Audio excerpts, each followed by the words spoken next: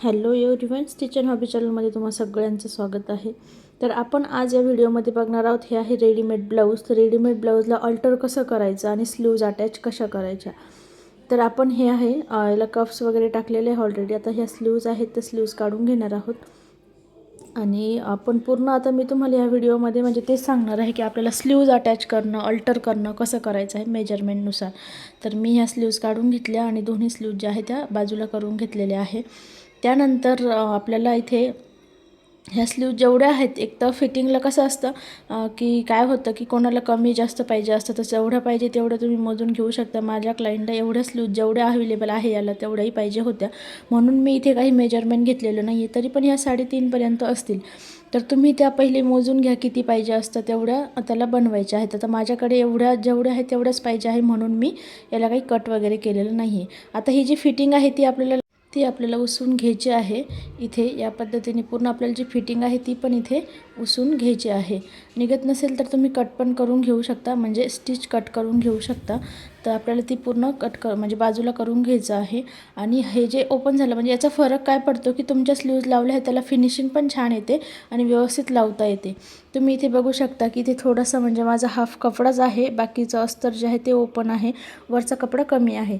आता इथे आपल्याला शोल्डर, आता हे जे सगळ्यात पहिले आपण मिडल याचा काढून घेणार, स्लीवचा मिडल काढून घेणार आहोत आणि तो स्लीव्जला अटॅच करणार. त्याच्यामध्ये सरळ भाग कट केलेला आहे, म्हणजे आतमधला जो शेप आहे तो पण कट केलेला आहे फ्रंटवाला कमी.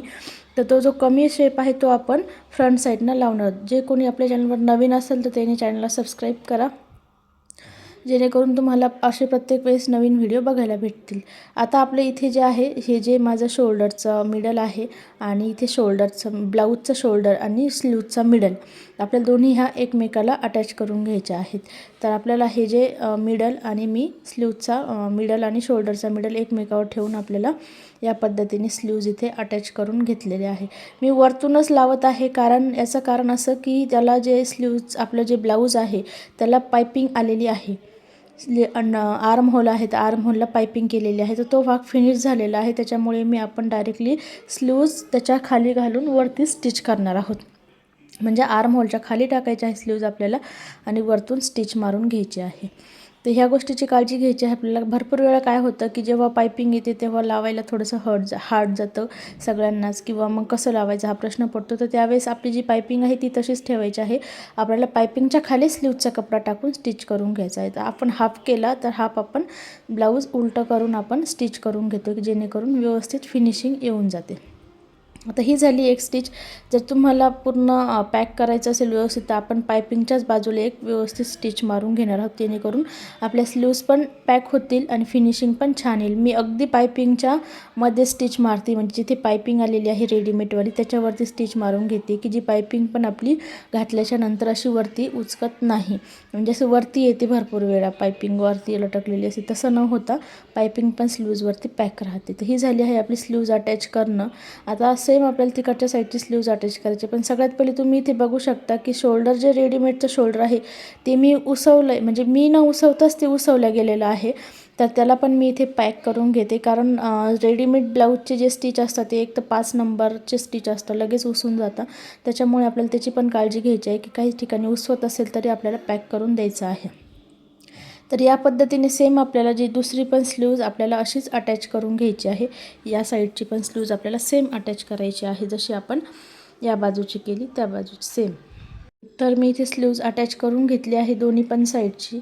त्यानंतर आपल्याला आता इथे जे आहे फिटिंग टाकायची आहे. व्यवस्थित आपल्याला जी फिटिंग टाकायची आहे ती आपण इथे टाकून घेणार आहोत. तर सगळ्यात पहिले आपल्याला फ्रंटचा जो आहे तो मिडल काढून घ्यायचा आहे आणि त्याच्यानंतर आपलं बॅक आहे त्या मिडलच्या वरती ठेवायचं आहे. इथे मी मिडल काढलेला आहे फ्रंटचा. आता बॅक हुक साईड जी आहे ती आपल्याला हुक बरोबर जिथे लागणार आहे ते मिडल ठेवायचं आहे. मी जे हुक आहे ते बरोबर मिडलवर येईल अशा पद्धतीने ठेवलेलं आहे. आणि तुम्ही इथे बघू शकता की मी याला अंडरग्राऊंड फिटिंग का करत नाही आहे, की इथे फक्त अस्तरचाच कपडा आहे, मेन फॅब्रिक त्याला कमी आहे. तर आपण अंडरग्राऊंड फिटिंग केली तर फक्त अस्तर पॅक होईल, मेन फॅब्रिक पॅक होणार नाही. म्हणून मी पहिले आपली रेग्युलर फिटिंग टाकून घेणार आहेत, नंतर त्याची फिटिंग करून घेणार आहेत. तर आपल्याला इथे वेस्टचा फोर्थ टाकून घ्यायचा आहे. तर वेस्टचा फोर्थ आहे माझा 28. तर मी वेस्टचा फोर्थ टाकून घेते आहे. 28चा मी हुकपासून मोजलेला आहे. तुम्ही पण इथे बघू शकता मी हुकपासून टेप ठेवलेला आहे, हुकच्या पुढे टेप ठेवलेला नाही कारण फिटिंग आपली हुकपासून होणार. इथे पण आपल्याला नेकची फिटिंग, नेकचा मिडल घेऊन नेकपासून घ्यायचं आहे. चेस्ट आहे आपली 36, तर मी इथे 36ला इथे 9चा म्हणजे 36चा 4th येतो आहे 9, तर 9ला मार्किंग केलेली आहे. त्याच्यानंतर आपल्याला स्लीव्ज राऊंड टाकायचा आहे. तर स्लीव्ज राऊंड आपल्याला इथे मोजायचं आहे. स्लीवचा पण मिडल घ्यायचा आहे आणि मिडलपासून स्लीवचा हाफ टाकायचा आहे. तर माझे स्लीव्ज आहे 12.5, तर मी त्याचा मिडल घेतलेला आहे 6 लाईन वरती. तर आपली ही जी मार्किंग झालेली आहे त्याला आपला स्टिच मारून घ्यायची आहे. आपण इकडच्या साईडनी नंतर स्टिच मारणार आहोत एक्स्ट्रा, पण आपल्याला पहिले परफेक्ट फिटिंग जे आहे त्याला स्टिच मारून घ्यायची आहे. तर ही आपण इथे पॅक करून घेणार आहोत. स्टिच जी आहे ती लॉक करणार आहोत आणि याला सरळ स्टिच मारून घेणार आहोत. या पद्धतीने तुम्ही जसं व्हिडिओमध्ये बघताय तसं आपली सरळच मेजरमेंट आलं पाहिजे आणि स्टिच पण आपली सरळच आली पाहिजे. तर इथे आपल्याला पूर्ण स्लीवच्या जागेवर पण आपल्याला लॉक करून घ्यायचं आहे. त्यानंतर आपल्याला हे झाल्याच्यानंतर आपण जे करणार आहोत फिटिंग, तर ती आपल्याला इथे करायची आहे. आता मी जसं तुम्हाला सांगितलं की आपले पहिले फक्त अस्तर होतं, मेन फॅब्रिक कमी होतं, तर आता इथे आपल्याला आपण फक्त अस्तरही पॅक केलं तरी हरकत नाही, म्हणजे मेन फॅब्रिक आपल्या फिटिंगला आलेलं आहे. तर या पद्धतीने आपल्याला दोन्ही साईड आतमध्ये फोल्ड करून घ्यायचे आहे आणि याच्यावरती स्टिच मारून घ्यायचे आहे. याने काय होतं, आतमधली फिनिशिंग पण व्यवस्थित राहते, धागाही निघत नाही आणि तुमचं मेन फॅब्रिक कमी असलं तरी हरकत नाही, म्हणजे थोडासा एवढा काही फरक पडणार नाही. फिटिंग जी आपण अंडरग्राऊंड फिटिंग करणार त्याच्यापेक्षा ही फिटिंग पण व्यवस्थित बसून जाते आणि फिनिशिंग पण येऊन जाते. म्हणजे ही जी पद्धत आहे आपली दोन्ही साईड फोल्ड करायची त्या पद्धतीने, या पद्धतीने तुम्हाला असे दोन्ही पण भाग जे आहे ते आतमधल्या साईडने फोल्ड करायचे आहे आणि त्याच्यावरतून स्टिच मारून घ्यायची आहे. ते झाल्याच्या नंतर आपल्याला इथे आपण जी फिटिंग केली होती त्याच्या साईडला आपल्याला स्टिच मारायचे आहे. याच्यासाठी नंतर ब्लाऊज लूज वगैरे झालं की आपण उसवू शकतो, जसं आपण आपल्या रेग्युलरच्या ब्लाऊजला फिटिंग करतो त्या पद्धतीने. असंच आपल्याला सेम परत एक स्टिच मारायचे आहे, म्हणजे आपल्याला 3 स्टिच मारून घ्यायचे आहेत. मी इथे बघू शकतो मी साईडला पण मी 3 स्टिच मारलेले आहे. तर आपल्याला पूर्ण असं फिटिंग करून घ्यायचं आहे. आता सेम आपण जशी या साईडला केलेली आहे सेम तशीच आपल्याला इकडच्या साईडनं पण फिटिंग करून घ्यायची आहे. जशी आपण ह्या साईडने केली आहे तुम्ही इथे बघू शकता. आपण इथे पण मी 3 स्टिच मारून घेतलेल्या आहे एक्स्ट्रावाल्या आणि इथे पण मारलेल्या आहेत. तर आपल्याला सेम इथे जशी स्टिच ही फिटिंग केली आहे ह्या साईडची सेम आपल्याला इकडच्या साईडची फक्त एवढा चेंज करायचा आहे की आपण इथे मिडल हुकपासून ठेवलेला होता, आता इथे मिडल जो आहे आपण तिथे काच जे आहे त्याच्यापासून आपल्याला मिडल ठेवायचं आहे. म्हणजे काचची पट्टी आहे ती आपल्या मिडलच्या बाजूलाच ठेवून घ्यायची आहे आणि जिथे म्हणजे एक्झॅक्ट मिडल येणार आहे तिथे आपले काज आले पाहिजे, जे रेडीमेडवाले आय आहेत ते आले पाहिजे. आणि तिथून आपण असंच सेम जसं आपण इकडे टाकलं आहे की वेस्ट फिटिंग म्हणजे वेस्टचा 4th आणि वरती चेस्टचा 4th तेच आपल्याला टाकून घ्यायचं आहे. त्याच्यानंतर इथे चेस्टचा 4th मी इथे टाकून घेत आहे आणि स्लीव्जला पण सेम स्लीवचा हाफ टाकायचा आहे. म्हणजे 12.5 होतं माझं, तर मी 6 लाईन टाकून घेत आहे, तर जेणेकरून व्यवस्थित फिटिंग येऊन जाईल.